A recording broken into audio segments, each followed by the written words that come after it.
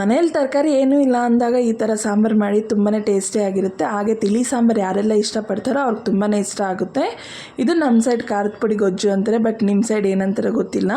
ಇದಕ್ಕೆ ಸಿಂಪಲ್ಲಾಗಿ ಮಾಡೋದು, ಸ್ವಲ್ಪ ಆಯಿಲ್ ಹಾಕ್ಕೊಂಡು ಅದಕ್ಕೆ ಸಾಸಿವೆ, ಜೀರಿಗೆ, ಕರಿಬೇವು, ಬೆಳ್ಳುಳ್ಳಿ ಹಾಕಿ ಚೆನ್ನಾಗಿ ಫ್ರೈ ಮಾಡಿಕೊಂಡು ಆನಿಯನ್ ಹಾಕಬೇಕು. ಒಂದು ಸೈಡ್ ನಾವು ಹುಣಸೆಹಣ್ಣ ನೆನೆಸಿಟ್ಕೋಬೇಕು. ಹುಣಸೆಹಣ್ಣು ನೆಂದಾದಮೇಲೆ ಅದು ಗಲೀಜೆಲ್ಲ ಇರುತ್ತೆ ಅಲ್ಲ ಹುಣಸೆಹಣ್ಣದು, ಅದೆಲ್ಲ ತೆಗೆದುಬಿಟ್ಟು ಅದಕ್ಕೇ ಸ್ವಲ್ಪ ಉಪ್ಪು, ಸಾಂಬಾರು ಪೌಡರ್ ಮತ್ತು ಸ್ವಲ್ಪ ಬೆಲ್ಲ ಹಾಕ್ಬಿಟ್ಟು ಚೆನ್ನಾಗಿ ಮಿಕ್ಸ್ ಮಾಡ್ಕೋಬೇಕು. ಈರುಳ್ಳಿ ಸ್ವಲ್ಪ ಟ್ರಾನ್ಸ್ಪರೆಂಟ್ ಆಗಿ ಅದು ರೆಡ್ಡಿಶ್ ಆದರೆ ಸಾಕು.